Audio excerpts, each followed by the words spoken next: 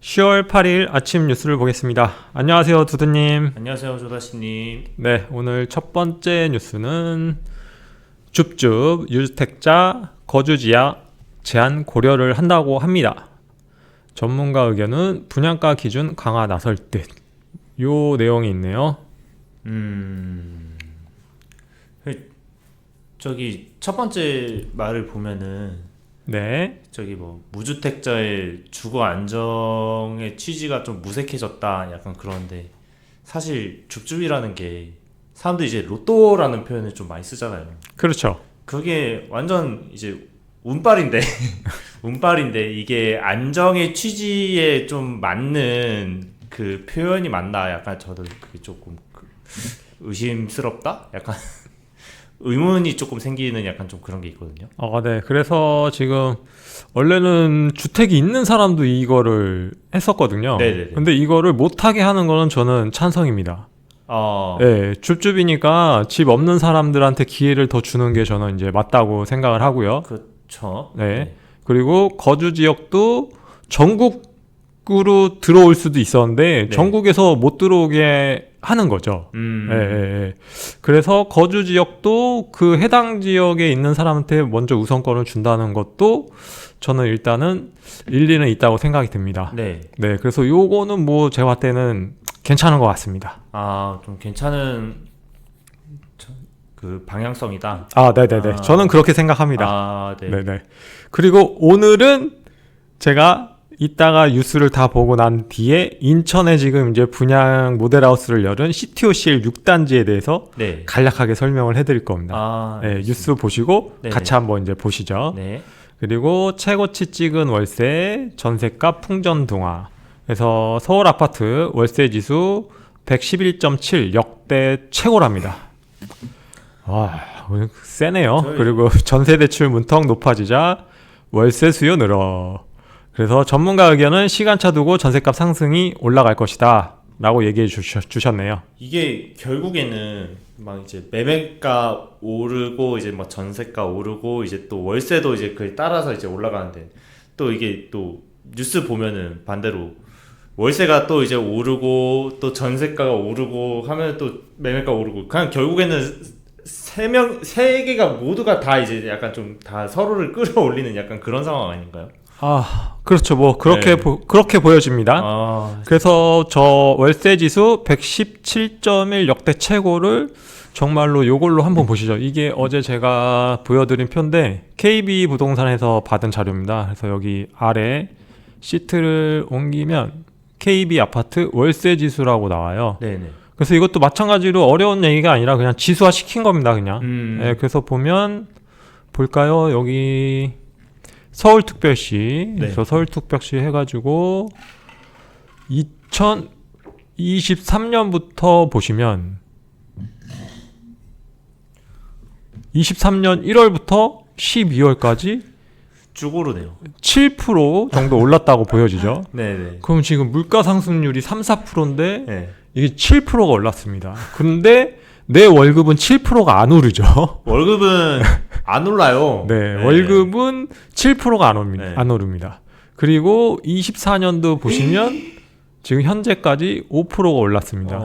그러면은 지금 약 2년 동안 13% 정도 올랐다고 보여지죠. 네. 그러면은 이게 월세가 13%가 오르면 엄청난 거죠. 막말로 월세가 오르는 이유는 전세 사기 때문에 전세를 피하려고 이제 월세로 갔는데, 네. 그리고 어떻게 보면 예전에는 금리가 이제 전세 대출을 받아서 대출이자를 내는 것보다 월세가 낮았기 때문에 사람들이 월세로 간 거거든요. 네네. 근데 다시 이렇게 월세가 올라가 버리고 전세 대출 받아서 전세 대출 이자 내는 게 더 싸지게 되면 이 수요가 또 다시 움직일 수 있어요. 그렇기 때문에 아까 얘기하신 대로 월세가 오르면 전세가 오르고 전세가 오르면 집값이 이제 올라갈 수 있는 환경이 이제 만들어지게 되겠죠. 도대체가 이제 그냥 다 오르는데 또 내 월급만 안 오르니까. 그렇죠. 예, 그렇죠. 점점 이제 힘들어지는 거죠, 또 그렇죠. 사람들이. 네. 그래서 타이밍을 잘 봐서 내 집 마련을 해야 된다. 네. 세 번째 뉴스는 은행만 배불린 대출 옥죄기. 예, 보험사도 그래서 주담대 금리를 인상한답니다. 금융지주사 3분기 실적 역대 최고를 전망한답니다. 와, 이 어마어마하네요. 가상금리 때문에 네. 은행도 지금 배가 불렀지만 보험사도 주담대 금리를 인상한답니다. 배가 불렀네요. 이게 또 금리를 올린다고 하면은 사람들이 대출을 안 받냐? 그것도 아니잖아요. 아, 그렇죠. 그냥, 네. 그냥 이제 거의 강도예요. 이제 뭐야, 야, 우리가 금리 올릴 건데 너희 대출 안 받을 거야? 약간 거의 그런 느낌이에요. 네. 그래서 이것도 마찬가지로 아래 보시면 금리 인하 초일기에 들어가고 네. 그리고 이제 이것도 지금 밑에 중산층이나 중상층 이하에 계신 분들이 대출에 대해서 이런 거 가지고 이제 또 태클을 걸 수밖에 없습니다. 이거는 네. 예, 말이 안 되는 거죠. 지금 금리 인하가 전 세계적으로 지금 미국에서 내리고 있고 다 따라가야 되는 상황에서 지금 얘네들만 이렇게 된다는 거는 말이 안 돼요. 예.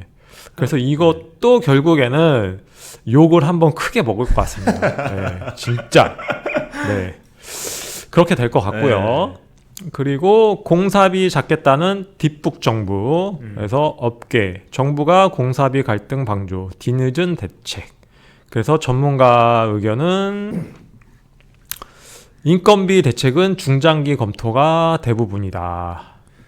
네, 이렇게 나와 있네요. 시멘트값 못 잡는다. 뭐 인건비 대책도 뭐 중장기 검토가 필요하다. 결국에는 물가가 다 오르면은 사실상 이제 또 오를 수밖에 없는 거고 인건비도 당연히 이제 오르는 뭐 추세다 보니까 어쩔 수 없는데 그냥 저거를 굳이 뭐 물가가 오르고 있는데 저걸 잡겠다고 해가지고 사실 좀 뭐라 그래야 될까요? 그냥 그렇게 실효성이 막 그렇게 있을라나? 라는 생각이 저는 좀 들거든요. 저거 또 잡겠다고 했는데 또 제대로 못 잡는 대로 욕먹을 거고. 이거는 좀 어렵습니다. 네. 네. 지금 뭐 월세도 지금 2년 사이에 보시면은 아까 17%였죠. 네. 네. 그리고 최근에 제가 동작구 수방사부지 리포트 썼을 때도 보시면은 사전 청약 했었을 때랑 네. 1년 사이에 분양 가격이 거의 10% 가깝게 올라갔습니다. 예, 그리고 3기 신도시도 마찬가지로 초기 사전 청약 분양가보다 차후에 나올 가격들이 다 10%에서 15% 정도의 가격 차이가 납니다. 그래서 이거는 어렵습니다. 그냥 네. 이거를 공사비를 잡겠다는 것보다는 차라리 공급을 무한대로 때려버리면 결국은 땅값이 원래는 땅값이 오르고 그리고 아파트를 지으면 건축비가 들어가거든요. 그래서 네. 건축비에 이 공사비에 자재비랑 인건비가 들어가는 건데 네. 이게 이거는 못 잡아요. 어차피 인플레이션이랑 이 화폐 가치가 떨어지기 때문에 네. 올라갈 수밖에 없는 거거든요. 네. 근데 이거를 전체적으로 잡으려면 그냥 공급 폭탄 해버리면 됩니다. 그러면은 빠지거든요, 집값이. 네. 네, 그러면은 결국엔 이런 효과를 볼 수 있는 거니까 이거는 제가 봤을 때는 이런 식으로 나오는 거는 잡을 수가 없어요. 정부는 잡은 적이 없거든요. 네, 그렇습니다. 네. 그리고 제가 이제 요거 보면서 느껴지는 게 또 하나가 사실 지금 여기 뉴스를 보면은 거의 대다수가 서울과 수도권에 조금 쏠려 있는 느낌도 좀 없잖아 좀 있어요. 네, 그 수도권에 이제 그 안 그래도 좁은 땅덩어리에 이제 그 아파트를 계속 이제 짓지만은 수요가 이제 수도권으로만 계속 몰리다 보니까 이제 그 가격이 이제 안 잡히고 계속해서 오르고 있는 약간 풍기 현상처럼 그렇게 공급이 수요를 못 따라가는 약간 그런 현상이 좀 있는 것 같은데 지방 뭐 예를 들어서 대구라든지 부산이라든지 지방에 있는 대도시들 같은 경우에는 약간 이런 현상이 조금 안 나타난다고 보는 게 좀 맞을까요? 아니요, 지금 지방도 다릅니다. 지방도 뭐 대구 네. 같은 경우는 지금 수성구가 어떻게 보면은 대구의 강남이거든요. 네, 네, 그렇죠. 수성구의 트로피 아파트들도 지금 정거점을 다 회복을 했습니다. 그러니까 그것도 지역마다 다르고요. 서울도 마찬가지로 서울도 트로피 아파트들만 정거점을 뚫고 올라간 거고 네. 지금 서울도 마찬가지로 나머지 지역들은 정거점 회복을 못한 지역들도 상당히 많습니다.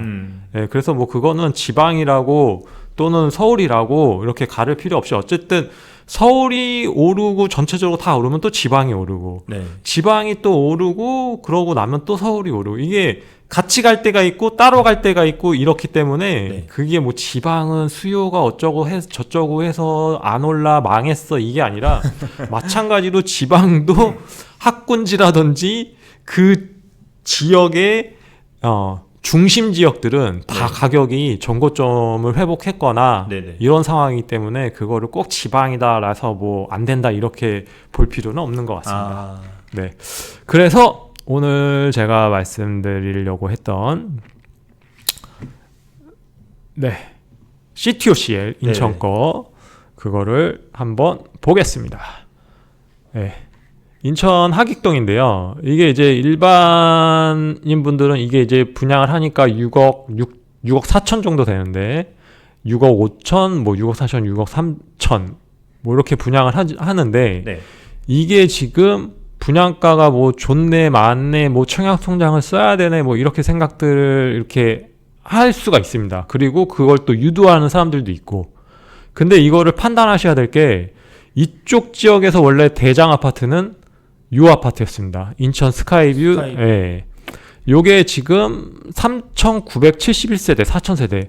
요것도 분양 당시에는 미분양이었는데 이것도 분양가 대비 지금 많이 올라왔거든요. 거의 두 배는 아니지만 2배 가까이 분양가가 올라왔습니다. 그래서 인하대역 초역세권이고 네. 요 지역에서는 요게 대장인데 네. 요거보다는 요게 이제 신축이니까 조금 비싼 거는 인정을 합니다. 근데 지역을 보실 때 이 도로를 경계선으로 얘는 어떻게 보면은 갇혀 있어요, 여기가. 아. 네, 갇혀 있고 네.